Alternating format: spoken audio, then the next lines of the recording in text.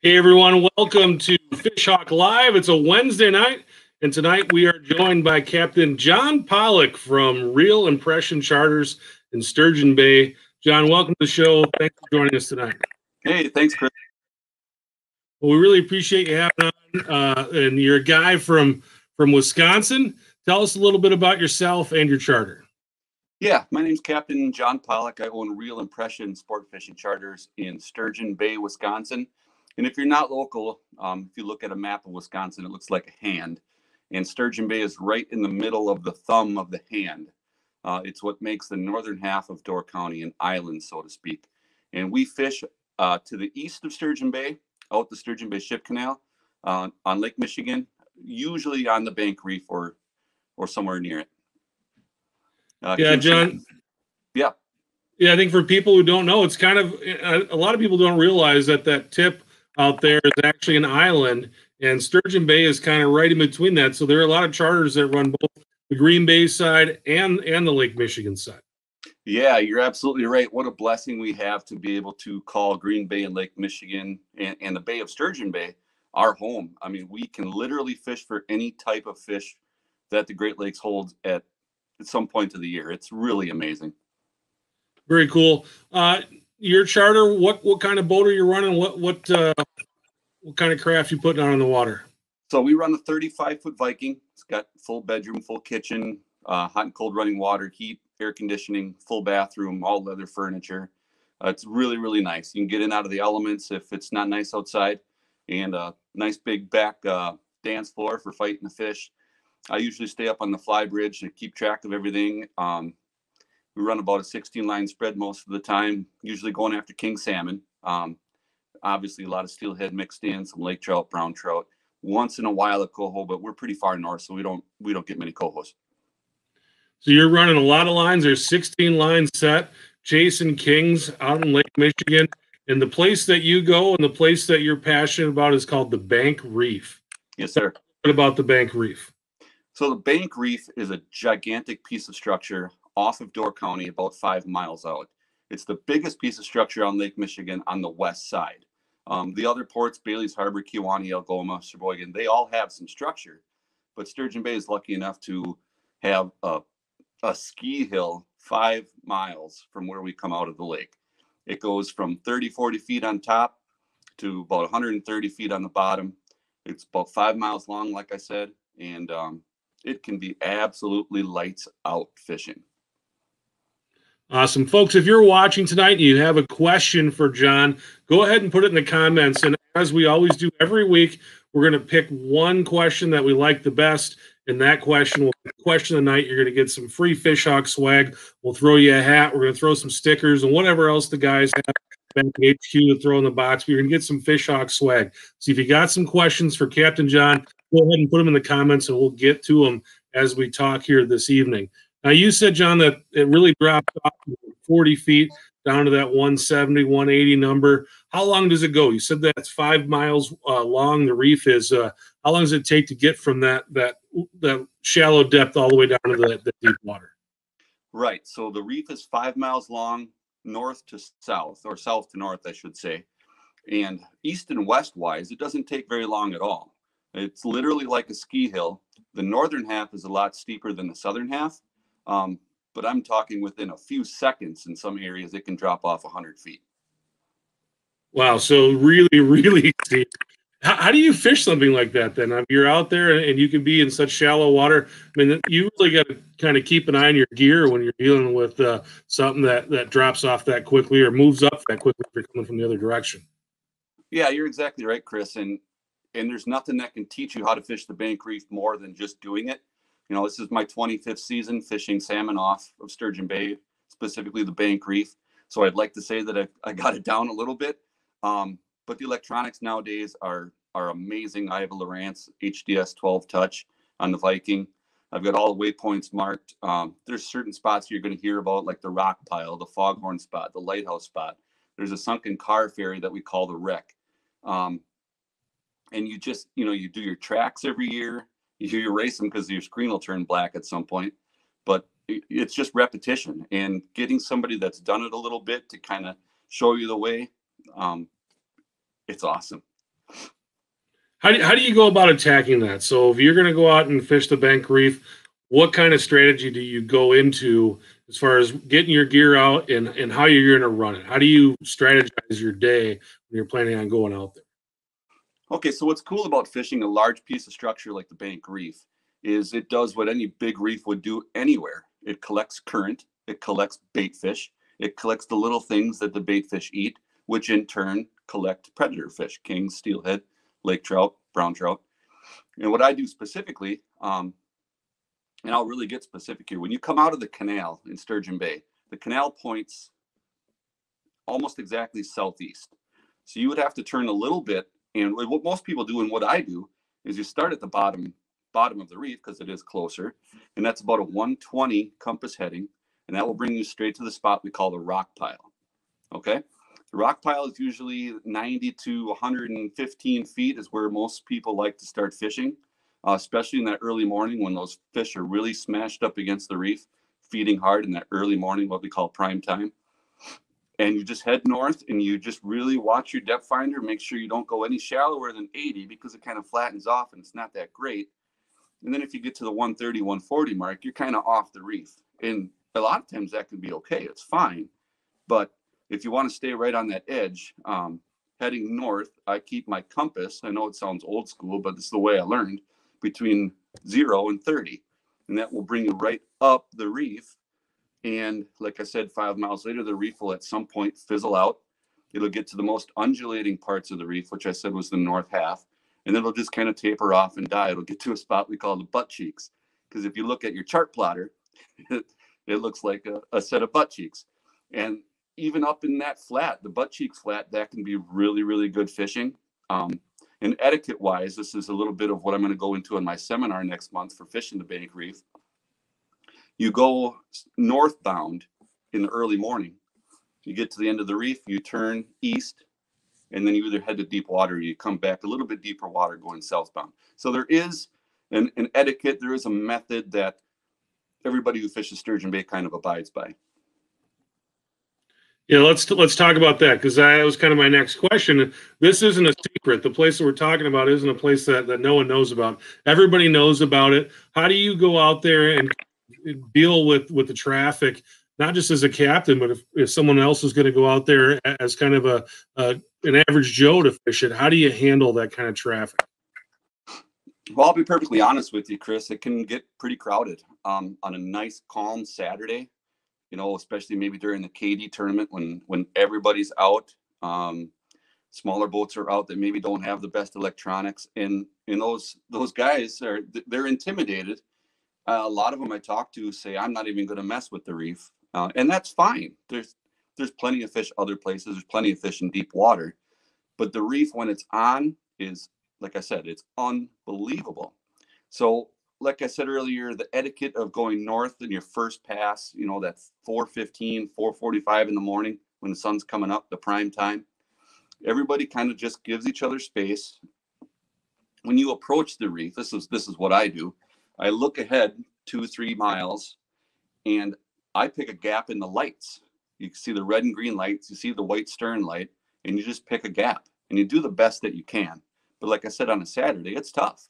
It's tough. It can get crowded. People that are a little bit less experienced maybe can't keep their boat quite as straight as they would like to.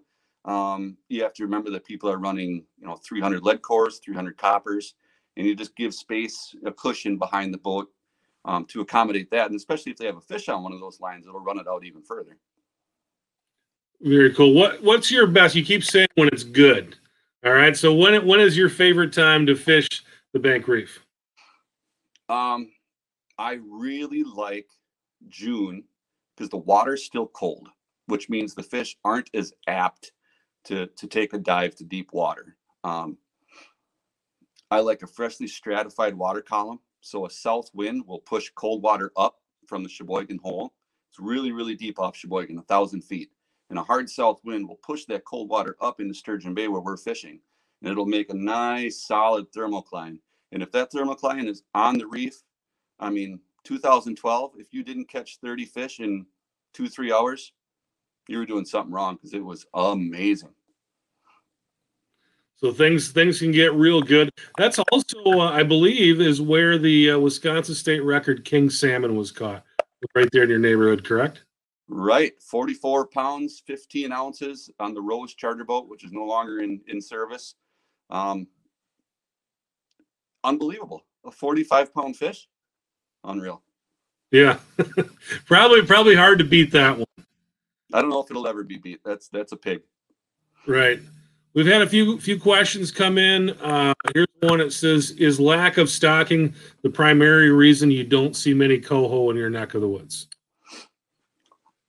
I don't think so. I personally don't think so. I think we don't see the cohos up by us because it takes so much longer for the water to warm up by us. If we do see a coho, it's a 12, 14 pounder. It's a really big one. And you got to remember, these are ocean fish. If they want to cover miles, they're going to cover miles. It's no big deal to them. I just think that our water temps don't get quite to where the cohos like it. I mean, if you're catching dozens and dozens and dozens, Sheboygan and South, it's not a stocking issue. We just don't get them up by us. Right. So just kind of more of a product of what you guys have in your neighborhood, not the habitat that they're looking for. Clark Nizial wants to know, how great is the steelhead fishing there? Steelhead fishing is amazing. And to be honest with you, we had some years where the king fishing wasn't very good, and we fished steelhead, and it was awesome. It was a real saving grace. Steelhead fishing is, as far as what I do, we get out, last week of May is when we start going out for steelhead, and I like to find that break between 49 and 50. Where that break ends up being the last week of May, first couple of weeks of June. I get on that line if I can find it, and it's hot. Just working that top of the water column with high divers, boards, and high riggers. It's really, really good. Very cool. Pete Hoyam here with the question. He wants to know how wind direction may change your tactics. Wind direction off of Sturgeon Bay, and especially on the Bank Reef, is very, very important. Like I mentioned to you earlier, a south wind blowing that cold water up from Sheboygan will stratify the water. It will make a nice hard thermocline, and you know exactly where to fish. Problem with south wind is it can cool it down really fast. And I've seen it cool it down so fast, we're talking 15-degree drop overnight, and the surface of the water is littered with dead alewives. Probably not going to do very well that day. On the contrary, a north wind will bring warmer water from the bays that we have north of Sturgeon Bay. So Bailey's Harbor, the Jacksonport area, that will push warmer water down into our area off the Bank Reef, and those fish will swim down. Okay, they want to find that nice 54, 55-degree water. Very cool, John. How about let's get back to fishing Chinook on the Bank Reef. You talked about having a big spread, 16 rods. You're going to go out there and set up your rods. Tell us a little bit about your setup and how you have things set up. Sure. So we at first we run 4 Cannon downriggers, two off the sides, 2 straight back. We'll run 2 wire Dipsies. It's 30-pound, 7-strand stainless steel Dipsies. On a Walker black Dipsy diver, we'll run a set of high divers just outside of that. So our wire diver rods are 9 feet. Our high diver rods are 10 feet. And then we will run 4 boards on each side up on top, 200 copper, 300 copper, and the different segments of lead core. What do you like? What are you putting on the end of those lines? Well, B&E tackle, since you mentioned it, has come a long way with, and I got a couple here. They're LED lighted spoons. This is from Jeff Balza, B&E tackle. Go to bnetackle.com. They've come a long way with their LED lighted spoons. Their flies are amazing, either lighted or not lighted. You can go right on the website and order them with or without a leader. You can order them rigged pro, which means a treble hook along with a single hook. And those are, they're amazing. I use them all the time, and they're great. Salmon Candy has come a long way with a lot of their stuff.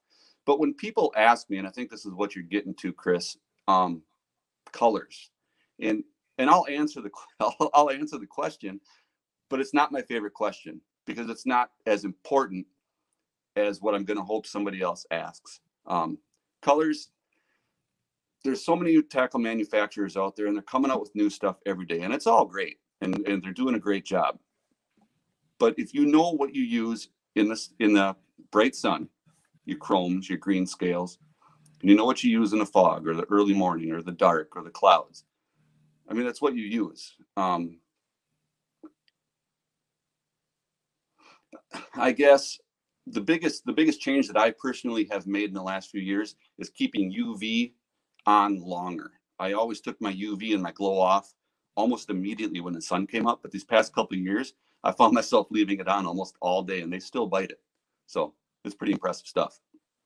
Yeah, so that's a great question. I know Lake Michigan with just about this kind of an issue. Just about every Great Lake now these days is the water's getting so clear. You've got a lot of light penetration down there. How does your spread change throughout the day?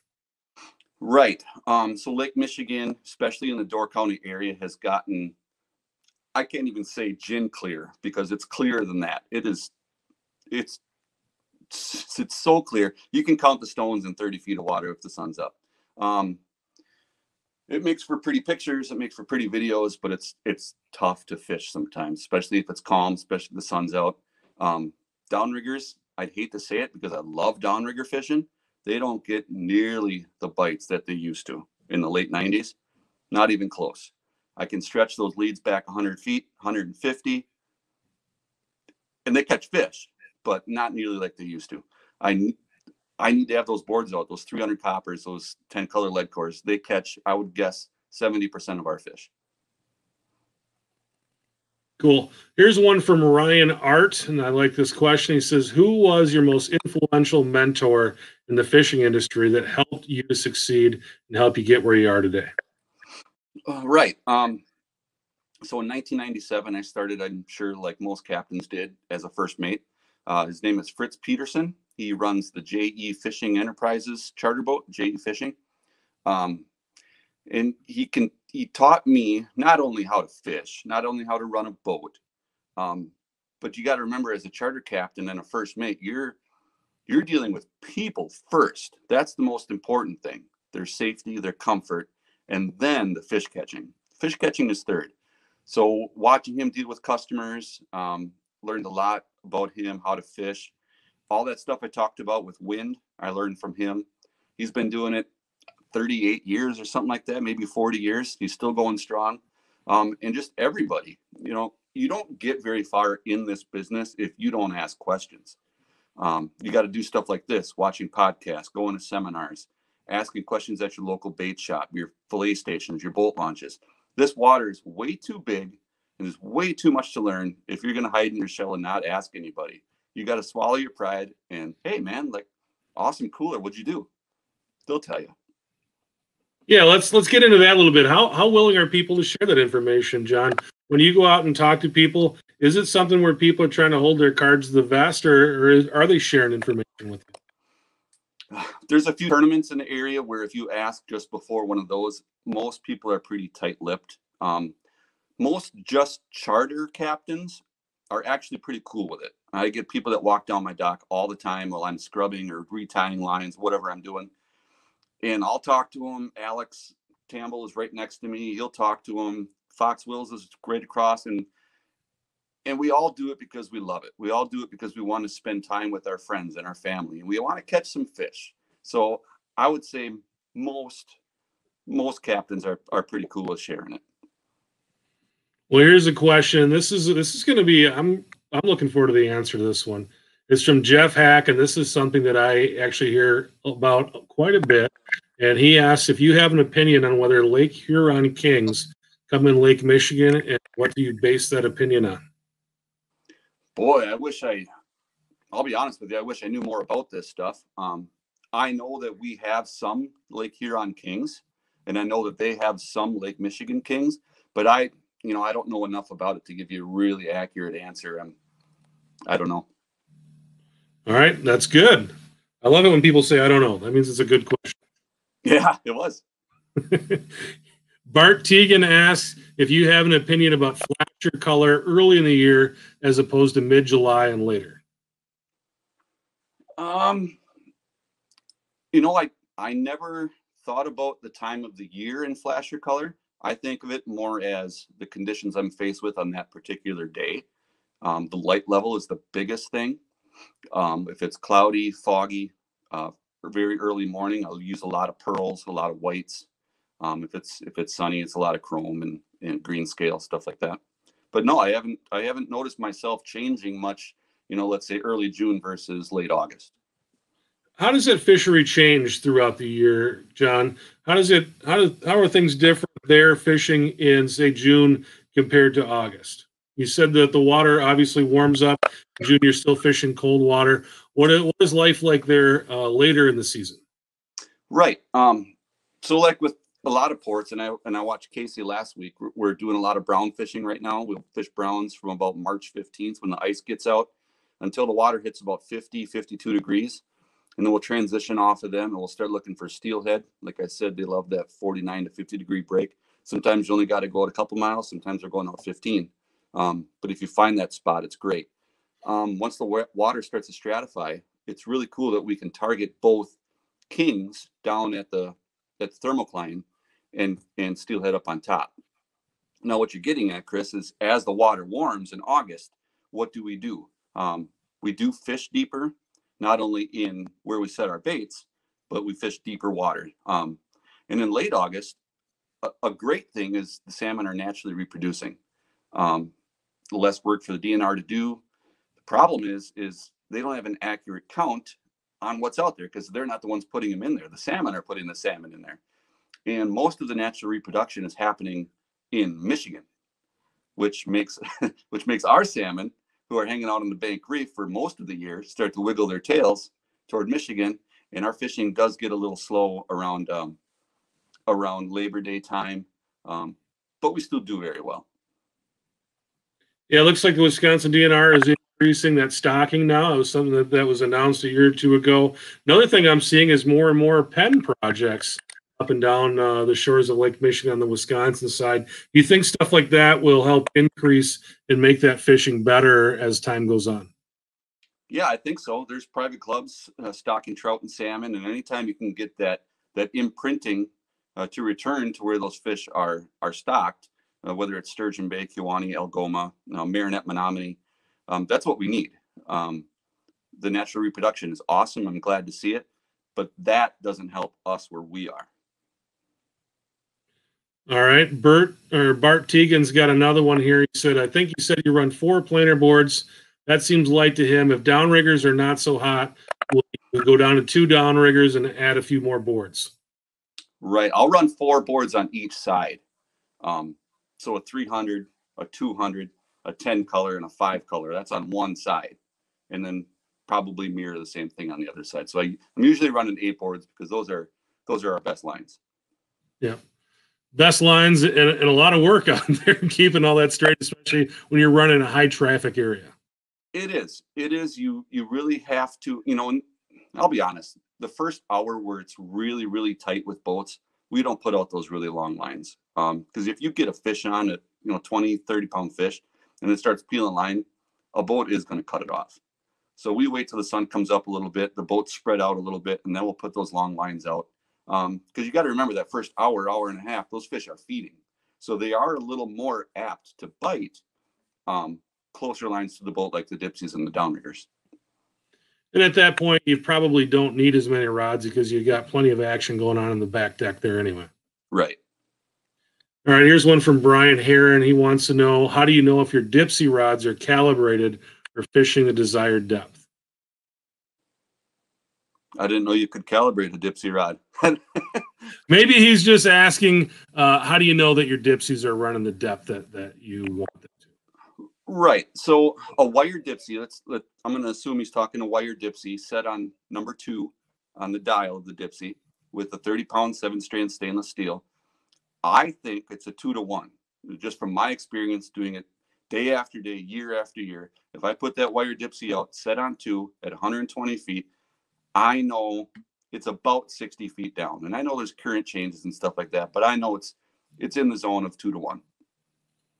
All right, folks, if you've got any questions for Captain John Pollock, go ahead and put them in the comments. And as we talked about a little bit earlier, we will be choosing our question of the segment tonight. And that question, the person who asked that question is going to get a Fish Hawk swag bag with some with a hat and a bunch of stickers and all kinds of fun stuff, whatever they do. So if you got questions for John, put them in there. It helps us keep the show rolling here. And let's go with our next question here. It's Jeff Hack, and he wants to know, how often do you run meat? And that's something that you're seeing more and more people going to meat, but are you a meat guy, John? Because I'm a charter, and only because I charter, I don't run a lot of meat. If I was to take a break and do some tournaments, I would absolutely run meat. I think they're big fish killers, but it's so hard when you're running nonstop on no sleep. You've barely got time to get a shower in. I can't take the time and everything to make sure I got fresh meat and make sure it's cool. And I don't do it. Should I? Maybe I should, but no, I don't run much. All right, here's one from Tom Schultz. He wants to know what your best tips are for targeting big steelhead. From what I've gathered over the years, big fish, no matter what the species is, if it's steelhead, brown trout, kings, they've lived a little bit. They've got a little bit of experience. They've been slightly educated. And I think if you can get away from boats, the bigger fish are more apt to bite. I also think, let's say you're fishing the KD or you're the offshore challenge, you're king fishing.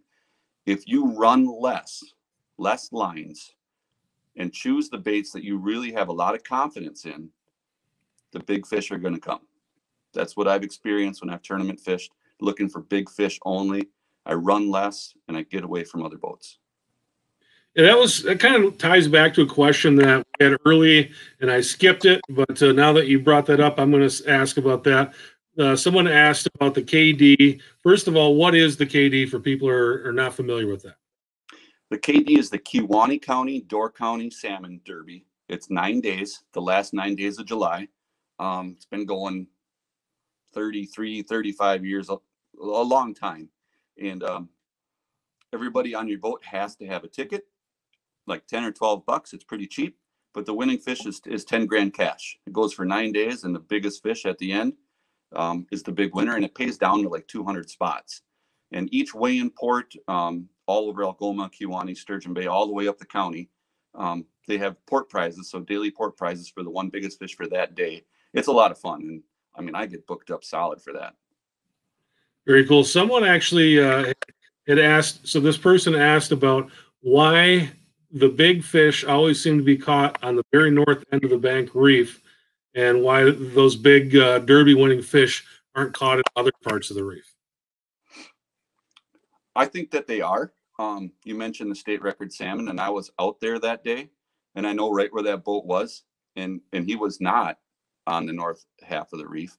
I've personally caught fish in the mid 30-pound range on the south half of the reef, but I think I know what he's saying. The north half is much more undulating. It's a lot more aggressive in the drop off. And that, I think, is what just corrals more bait fish, which is going to corral more big predator fish. I think that's an accurate statement, but I wouldn't put all your eggs in one basket. There's big fish all over. There's big fish out in deep water, 3 miles from the reef.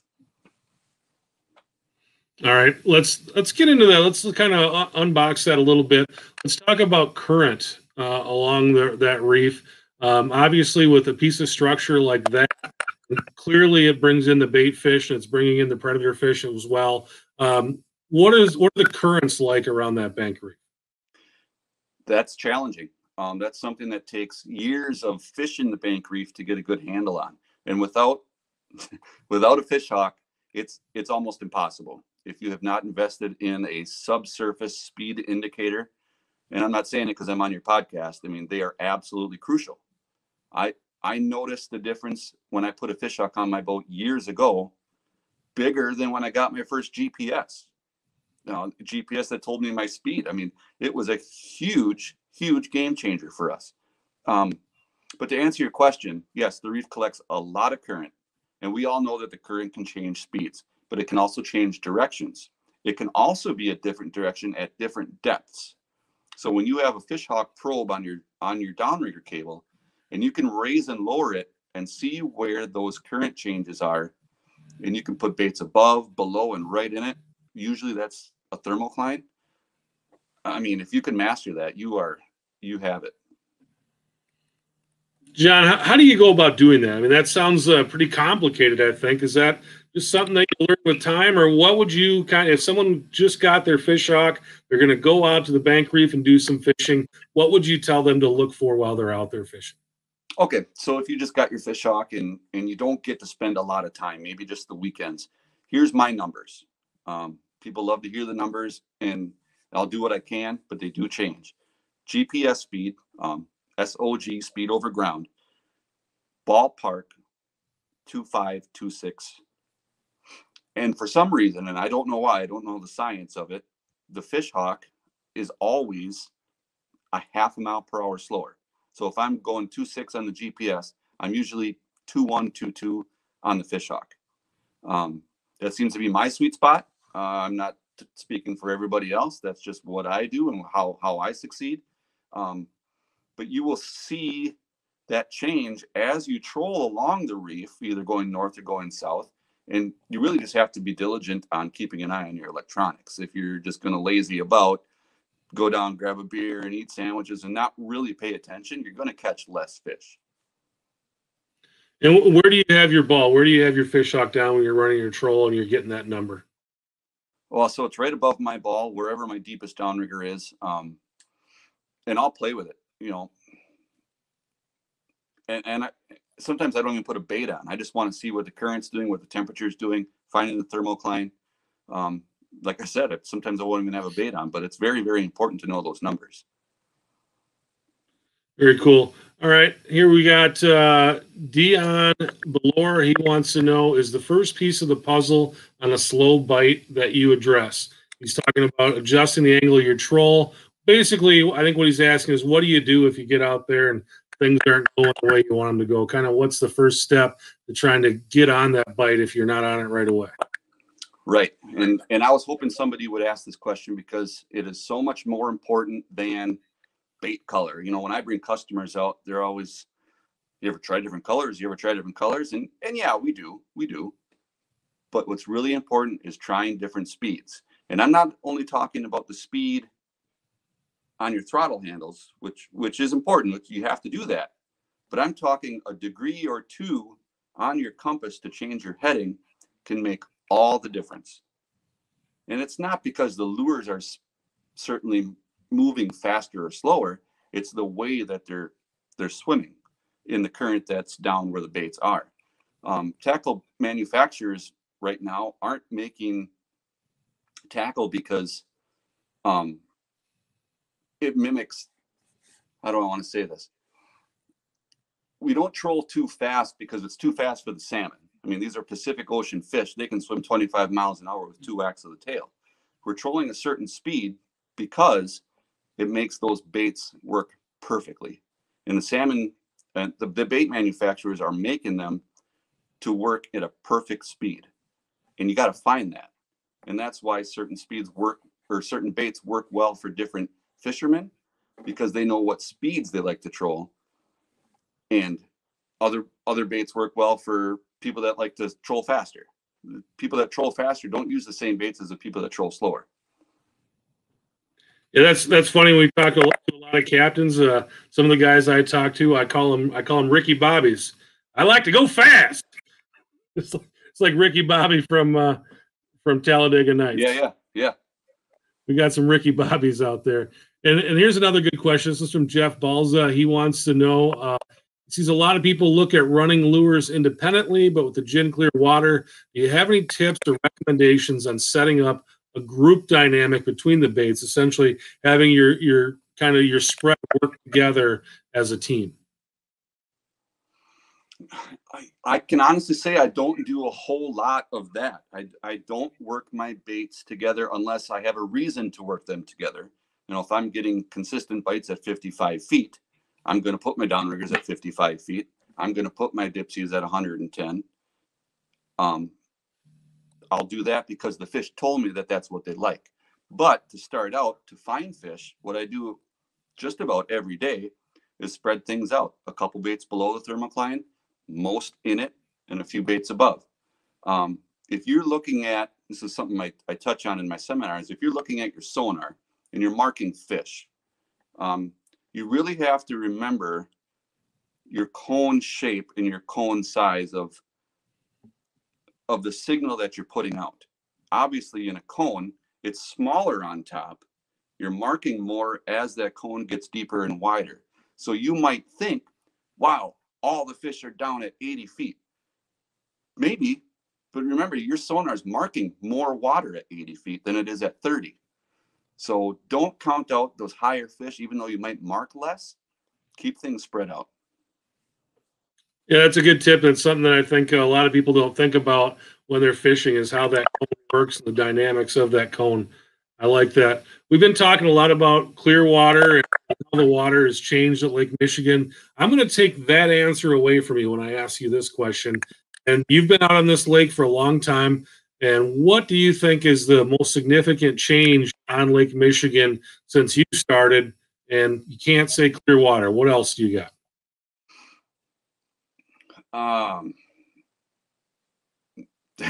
Thank you. Yeah, I took the easy answer away from you. We've seen a lot less lampreys. When I started fishing with Fritz in the late 90s, lampreys on a lot of lake trout, a lot of salmon. We see maybe 2 or 3 lampreys all season now, so that's good. And the changes that I've seen over, this would be the 25th season for me, kind of go up and down. So the changes like king salmon size, they go up and down with the size and the amount of alewives that we have. So it's not like a change that stayed permanent. It's changes that are constantly in flux. That's a great answer, John. Let's kind of open that up a little bit too. We haven't talked about lake trout. Not much anyway. Is that something that you go after in your neck of the woods? Not anymore. When the water was dirtier, we would bounce the bottom for lake trout before the king showed up. So middle of May into the first week of June, we would go to the spot on the Bank Reef called the rock pile, fish 85 to 110 feet, bounce the bottom. And it was so good, Chris, that we didn't even put poles in the rod holders. We just held them like this. And it was a few seconds before lake trout would bite. I don't know if there aren't as many anymore, or if we're just not fishing them, because now with the water being so clear, you can't let your stuff touch bottom. It's immediately full of moss. All your baits are screwed up. So we don't bounce bottom anymore. We'll fish close to bottom, but that's not the same. True lake trout fishing is bouncing bottom, and it works really, really well, but we can't do it anymore.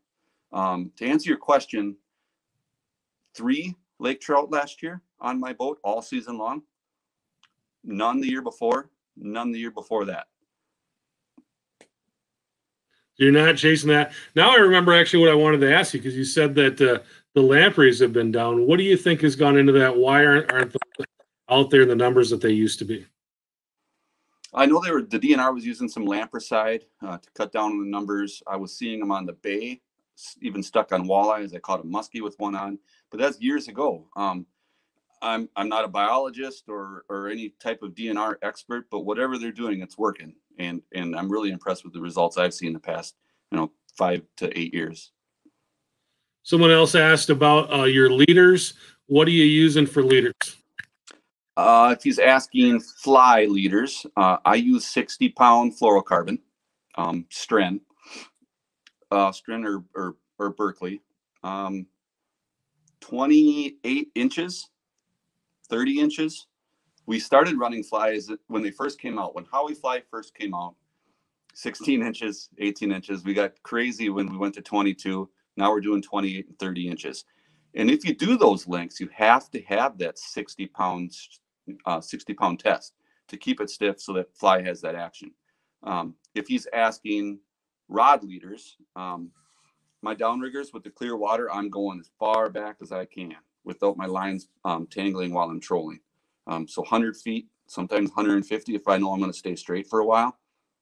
And one big change that I've made over the last 3 years that I know has caught me more fish is going to 9-foot leaders on my Dipsies. I use a 30-pound fluorocarbon between my Dipsy diver and my bait, and just a couple of extra feet, because we used to do 6 feet, and it caught fish. But I thought, let's just do 3 more feet. Let's go to 9 feet. And it's a huge pain in the butt because netting becomes a 2-man operation.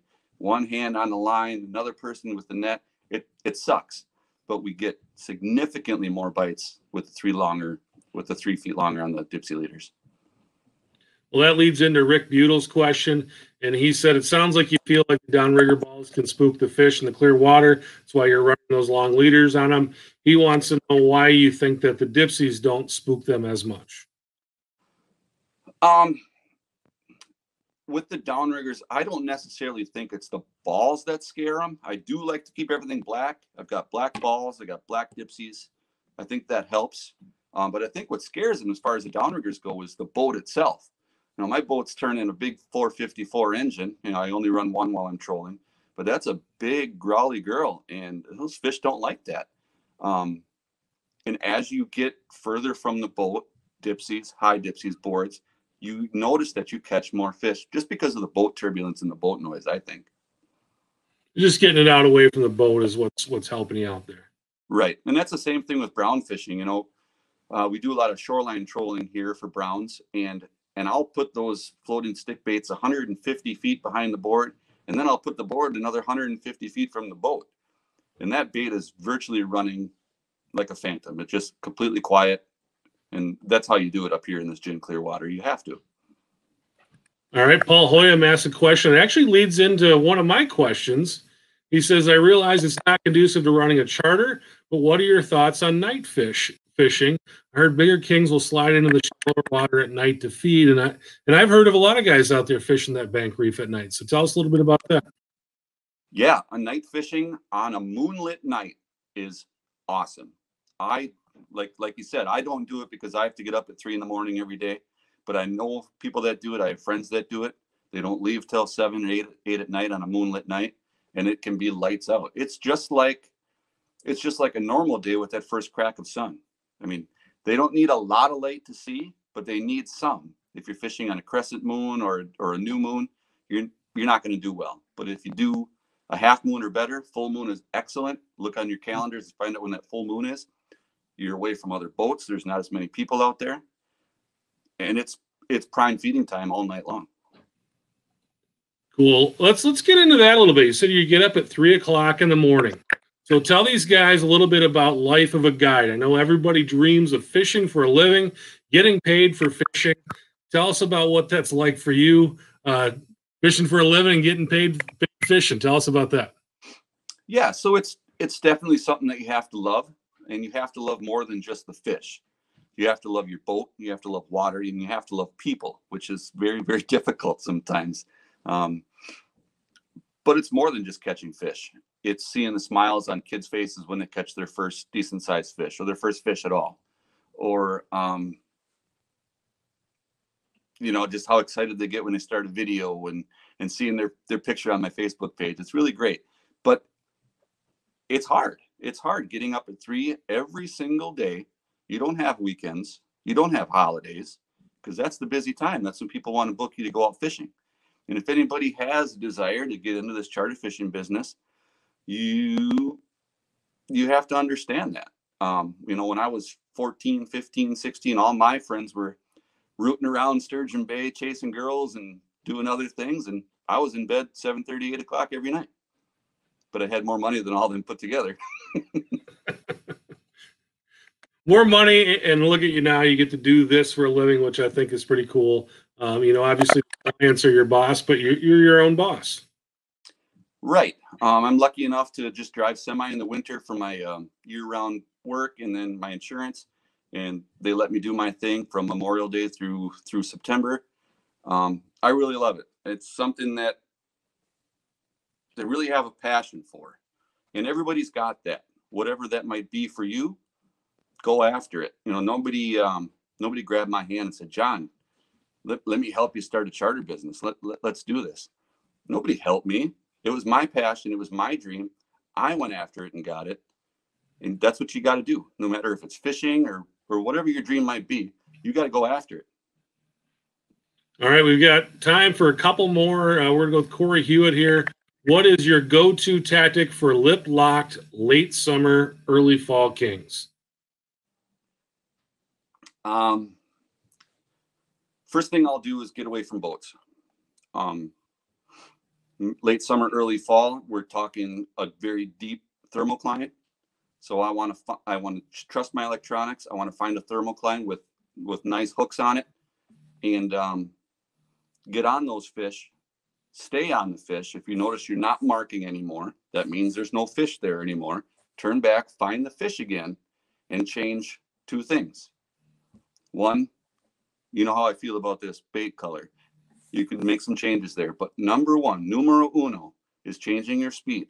If people put as much effort into changing their speeds as they do with all these fancy colors, I guarantee you'd have a fuller cooler. I guarantee it. And like I said, it doesn't just mean your throttle handles. It's 1 or 2 degrees on the compass. And it can unlock those fish lips like you wouldn't believe.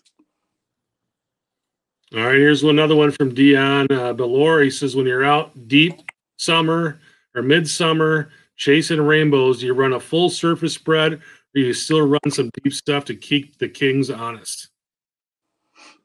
If it's into June at all, I will keep some king stuff down on downriggers. I would probably do my 2 center downriggers deep with flasher flies for the kings, and my 2 wire dipsies down deep for some kings. But my other lines, if I'm fishing steelhead, it's all steelhead stuff. All right, last question from Jeff Hack. He wants to know if you use ion control. I was with Canon for a long, long time, and I used it, and I didn't use it, and I didn't see a difference. I don't know if that's what people want to hear, but I personally did not see a difference between using positive ion control on the Canons years ago to the past 12 years with Big John. I didn't see a difference. All right, John, just if people want to find out more about you, it sounds like you've got a very, you're active on social media. How do people find out more about you and your charter? Right. So if you're going to bring the family or some friends up to the Door County area and you want to get some fishing in, we'd love to have you. It's a very special thing to fish out of Sturgeon Bay. There's a lot of history. There's great fishing. There's great structure. And I teach everybody what we're doing. I talk to you. I tell you why we're doing what we're doing. I tell you all about the area, tell you all the great places to eat. I talk about it as the totality of the experience. Yeah, we want to go out and catch fish. We want to catch big fish. But there's so much other stuff that you need to be let in on in our area. So if you want to check us out, Real Impression Charters on Facebook, www.realimpressioncharters.com on the web, Instagram, and YouTube. I don't do a whole lot on YouTube, but I'm trying to get better at it. And you can always just call me. If you're up there in your own boat and you need to know what's going on, just give me a call, 920-495-3302. And it is a beautiful area. I haven't been over there for a couple of years, but we've stayed up in Door County a few different times, and it's a wonderful place to visit. If you like football, you're in Wisconsin, hey, you get to stop by Lambeau and you cruise through Green Bay too and check that out as well. It's within an hour's drive, and it's kind of the gateway to when you head up to Door County. So a beautiful place to visit, and like we've talked about here over the last hour, a great place to go fishing. Absolutely. And it's everything. Like I said, anywhere from perch to muskies, we have it all. We have everything. All right, so the winner tonight is Jeff Hack. Jeff, I love your question about Lake Huron, and you stumped Captain John Pollock. So go ahead and send us a private message with your address, and we will get your swag package out. Once again, Captain John Pollock, thanks so much for joining us tonight and taking some time out to talk with us. It was really, really fun to talk to you. You had a lot of great stuff, and you've got a seminar coming up. You talked about that a little bit. When is your seminar? Where is it? How can people see it? Right. So a couple of announcements, if you don't mind, Chris. We've got the Sturgeon Bay king fishing, the Bank Reef whole idea at Mr. Elpord's Water Sports Marine on Mid-Valley Drive in De Pere. That's May 29th at 9:30 in the morning. And I'll be doing a lot of this kind of talk, even more in depth, a lot of question and answer. So if you want to get in person, I will have a lot of tackle there and setups and see exactly how I tie knots, exactly how I rig. I'll cover it all on May 29th. Very good. And you have a tournament coming up too. Yeah. So it's funny. I was sitting in the living room with my wife in March, and I said, honey, I'm going to start a steelhead tournament. There's never been a steelhead tournament anywhere as far as I know. when I Googled it, there were a couple, kind of stream fly fishing steelhead tournaments around, but nobody's ever had a steelhead only fishing tournament anywhere, as far as I know. So on June 5th, we're going to do a steelhead only tournament based out of the lodge at Latham Smith in Sturgeon Bay. That's my marina, my lodge where I leave from. Shotgun start at 5 o'clock, back into the buoys at 2 o'clock. 3 biggest steelhead, paying 1, 2, and 3. If we fill the cap at 60 boats, we're going to pay 4,000, 3,000, 2,000, and it's $150 a team to get in. So we call that affordable poker. So if you want to get out and have a good time out there, check out the tournament. And again, check out John at Real Impression Charters. Once again, John, really appreciate you taking some time out with everybody tonight. Yeah, absolutely. Thank you, Chris.